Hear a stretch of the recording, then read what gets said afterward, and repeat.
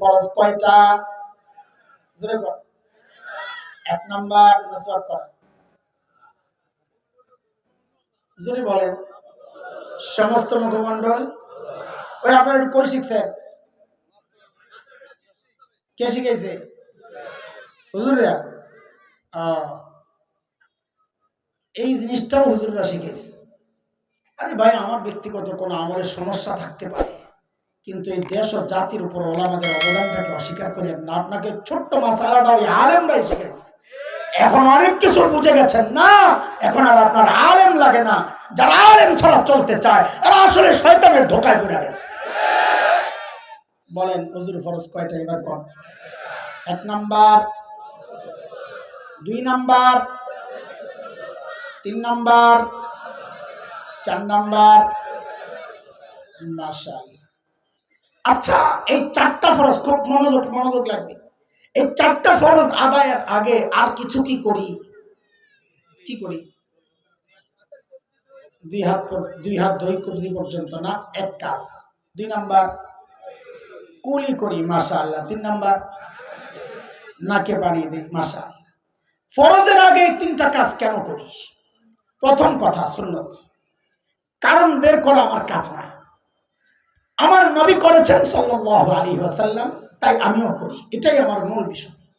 কিন্তু তারপরেও ইমাম গাজালি, শাহ ওলিউল্লাহ মুহাদ্দিস দেহলভী, এইরকম মুহাক্কিক আলেমরা আমাদের ইবাদতের প্রত্যেকটা সূক্ষ্ম কারণ বের করেছেন। সেই কারণটা আমরা একটু পরে আসতেছি, যে ফরজ হুকুমের আগে আমি এই হাত কেন ধুই, কুলি কেন করি, নাকে কেন পানি দিই, এটা রাখেন।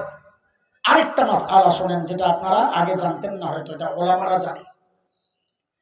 পানির তিনটা মূল গুণ আছে, বৈশিষ্ট্য। এই বৈশিষ্ট্য যদি পানির মধ্যে না থাকে, ওই পানিটা নিজে পাক থাকলেও অন্যকে পাক করে না। এটাকে আমরা আরবিতে বলি তাহির গায়রু মুতাহহির। নিজে পাক, কাউকে পাক করে না। কি সেটা? এক নাম্বার হচ্ছে পানির রং ঠিক আছে কিনা দেখেন। কি এক নাম্বার? বলেন কি?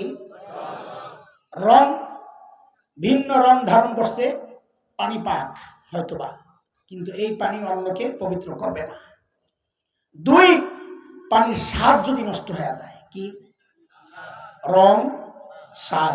তিন নাম্বার, পানির ঘ্রাণ, দুর্গন্ধ যদি হয়ে যায়। তিনটা সমস্যা যদি পানির মধ্যে চলে আসে, রং, স্বাদ, ঘ্রাণ, এই তিনটা সমস্যা যদি পানির মধ্যে চলে আসে, তো মাসআলা হইল এই পানিটা পবিত্রতার জন্য যথেষ্ট না, উপযুক্ত না, নিজে পাক হইতে পারে।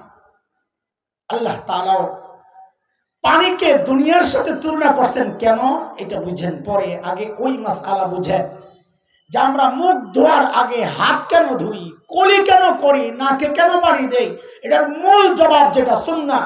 কিন্তু ওই যে বলেছি কিছু সূক্ষ্ম কারণ ওলামারা বের করেছেন, সেই সূক্ষ্ম কারণের মধ্যে একটা কারণ এটা, যে আমি যখন হাত ধুইতেছি তা আমি পানির প্রথম গুণটা পরীক্ষা করতেছি, যে দেখি তো রং ঠিক আছে কিনা।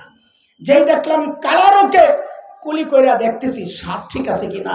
যেই দেখলাম স্বাদ ওকে, নাকে পানি দিয়া দেখতেছি ওর ঘ্রাণ ঠিক আছে কিনা। যেই দেখলাম তিনটা গুণ ঠিক আছে, এই পানিটা পবিত্রতার জন্য উপযুক্ত, তো যেন আল্লাহর পক্ষ থেকে ফয়সালা চলে আসছে, বান্দা এইবার ফরজ হুকুম মুখমণ্ডলটা তুমি ধুইতে পারো। বুঝে আসছিনি কথা? বুঝে আসছিনি? কি বোঝা গেল?